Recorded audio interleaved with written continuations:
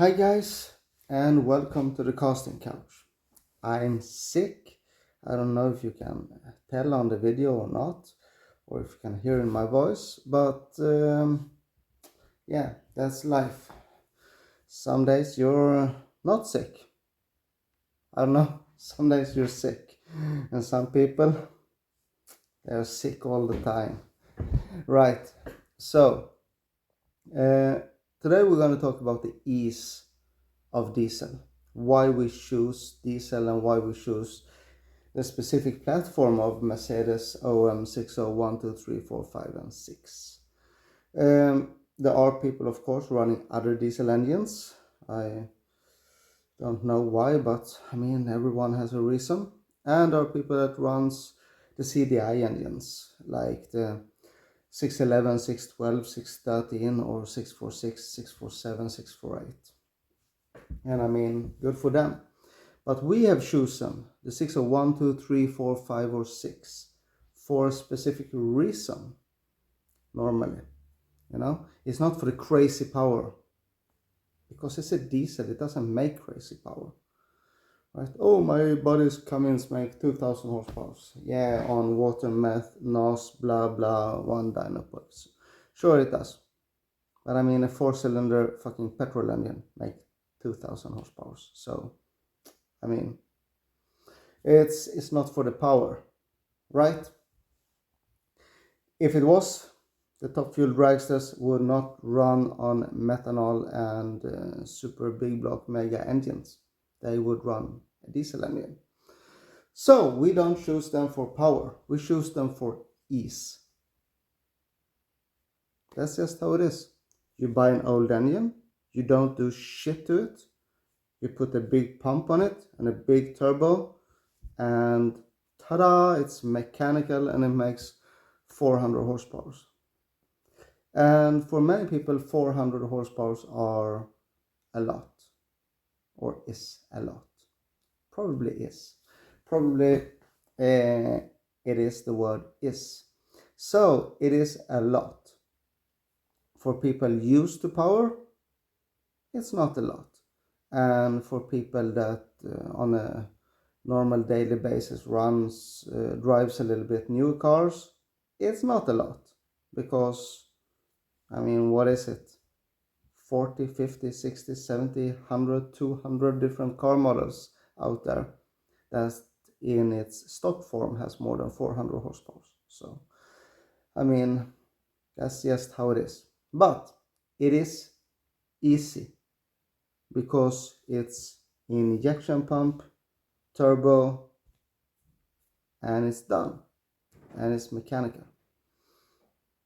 However, people like to make things more complicated, and this is like removing a little bit of the fun. They choose a 606, for example, because it's a very well-known name in this little Mercedes diesel world. So let's say they choose a 606, but they want all crazy kind of things out of this engine. They want low down torque, which is not really, imperative to what they perform. Or they want 800 horsepower, which is very hard to achieve. Or they want something else, and they want to put an EDC pump and an ECU, or they want to keep the stock ECU, and they want to do and everything, and they have the stock in the stock chassis of the car, and they can't get the transmission to work, and they have to swap it, and and they make it so complicated. And this entire world of Mercedes diesel engine didn't start with complicated. It started with easy. Engine, pump, turbo, go. And then people just have to make it so complicated.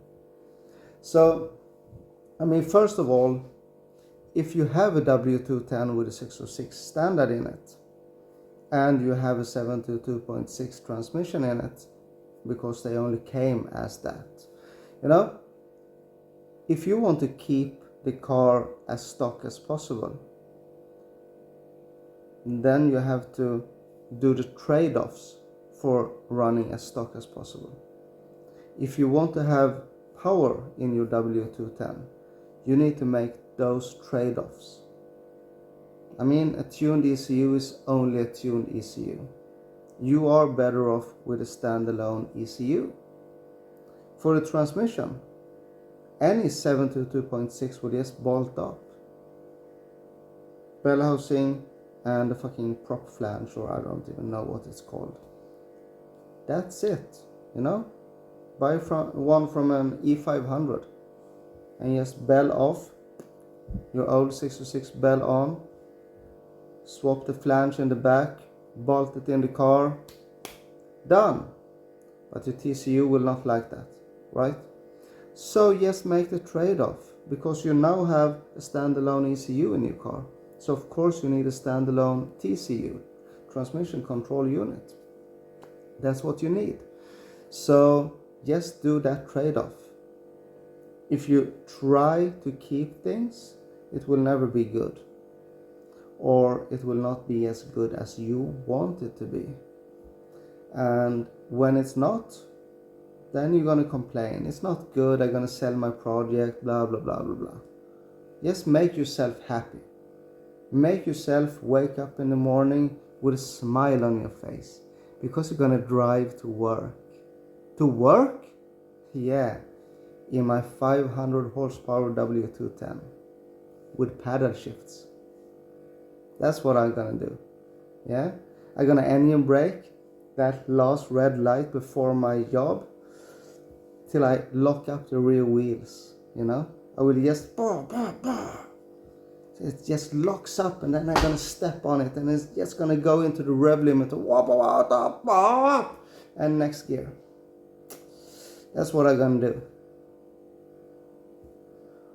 Well, I'm gonna go out to my W210 that's been a project for 2.5 years, and it still shifts like this, and it's like it doesn't run right. But you know, one day I'm gonna get around to it, or maybe buy a Kia or Tesla, I don't know. So do yourself a favor and build the way you like to build. Don't think about stock and standard and stuff like that. If you want to keep it as simple as possible, you keep it as simple as possible, right? But that is trade-offs. What kind of power can you have, right? What can you do? And then you have to be inside that little box. And if you want something else, you need to be inside that little box. I want 800 horsepower and no lag. No, you won't. Because that's not going to happen. So we have to stay a little bit constricted into the box of happiness. I want this within these walls. That's going to be good, right? So what I think the market needs is something that can give the customer more, but still revert back to the beginning of this era. Something that is really, really easy to use, that will give you the sense of mechanical interaction, just like in the good old days, some 10 years ago. You know, that's what we need. We need more mechanical feeling in our life and less electronic wiring. So, while we're waiting for this fantastic product that will revert our 2023 back to 1986. 1986, wasn't that a year of Back to the Future? Yeah, I hope it wasn't, because that was not intentional at all. However, we need to keep it basic. You, I, everyone. Don't involve everything complicated. And complicated is normally standard electronics. That is really hard work. I mean, if you have a W210, you can buy a DSL1 standalone ECU with a plug-in harness that just plugs into your W210 and you will still have your cruise control and everything, but you can actually tune your car, right? Or you have your stock ECU that you can't even flash. You have to open it up and swap ship, you know? That is fucking 1948 for you right there. Like, oh yeah, I'm gonna swap ship. No, that was not good. I just gonna burn a new ship. Put that in. No, have to tweak it a little bit more. Wait, I just gonna burn a new ship. Yeah, and you don't have WinOS on your computer, and you have no tuning capability on WinOS, and you don't have a read of that ECU, so you can't do shit. So you have to call your local ship tuner, and the local ship tuner gonna say, "What? You're crazy? That's not gonna work." Yeah. So then you have like 1 or 2 options in the world for people that can actually tune these shit ECUs, right? Or you just go and buy a standalone ECU that just plugs into your harness and you have all the functionalities. So keeping it stock and simple and whatnot is not always stock. It can, involve swapping things. The off-gear controller speaks with the DSL1 via combos, for example. So DSL1, off-gear controller, paddle shifts, 2 maps for your transmission. Don't matter if you swap transmission with gearing and shit. Everything just works. That is easier than trying to fiddle it with your stock TCU and ECU. I mean, the EDS51 is a really capable TCU, but from my knowledge there are no checksums for it. So it is pretty hard to tune it. And Mercedes also thought it was a little bit of a limitation, and that's why they used EDS52 in the newer cars. That is a lot more tunable. However, blah blah blah blah, a lot of fucking technical bullshit that you don't care about. Keep it simple, keep it mechanical, or use stuff that actually works. I just wish, as I said, that someone would invent something that would use the electronics in a reverted way to make things mechanical. I think that would be a groundbreaker for this world. We can go forward in development while keeping stuff more simple. Because not everyone likes wiring. Not everyone understands electronics. Not everyone is a tuning professional. Not everyone. You know what I'm saying? And everyone actually has to be able to enjoy their cars. That's why you buy Kangaroo Benz Force exhaust manifolds, right? Because you can't weld. And there are people out there that can weld, but they can't think or use an angle grinder. So they can also buy an exhaust manifold, So everything exists for you guys. So everyone can come along and play. This is not a world of bullying where I can and you can't. Everyone has to be able to play. And we have Baldur on Iceland that has developed the DSL1, so everyone can plug that in and run their car. If you have a built pump, that's going to be a bigger process for sure, and you will need to have some tuning capabilities, but it's still a lot better and easier for you to understand than WinOS. That is an amazing program. No, it's a fucking bullshit program, and it's so hard to understand. So it's like, so that makes the DSL1 like kindergarten stuff actually. The off-gear controller, that easy. Just don't use the little display tick tick tick tick tick tick tick tick tick tick. Not gonna work, You can't tune your transmission like that. That is only for your benefits, like something goes wrong, car doesn't shift, you have to go in and check something. But for tuning, you use your laptop and you plug it in, and you have everything on your screen and you can do everything. And it's so easy. You want this, yes or no?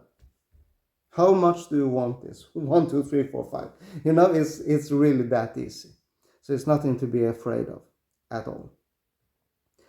Also, you can use your stock ECU because you maybe have a Sean Tracy Stage 2 tune already, but you want paddle shift and extra functionality of the off-gear controller. Then you can have Sean to just delete all the DTCs for missing transmission in your car, and then you plug in your off-gear controller and the car will work like normal, just a little bit more fun, right? And it will shift a little bit faster, like 150 times faster. And you have two maps, so you can actually have cruise map and a race map or whatever you want. So 16 minutes of what made us choose these engines from the beginning. Simplicity.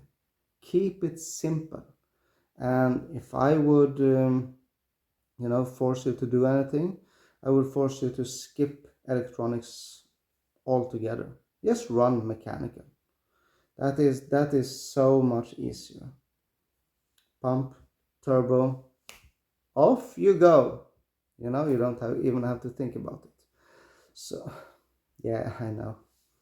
I have this friend with the worst luck ever, and he's still struggling to get his car to run right. But I mean, this is not living beings, but almost. An engine is almost a living being, and they have their things, their gremlins, and sometimes it just hits us harder than others.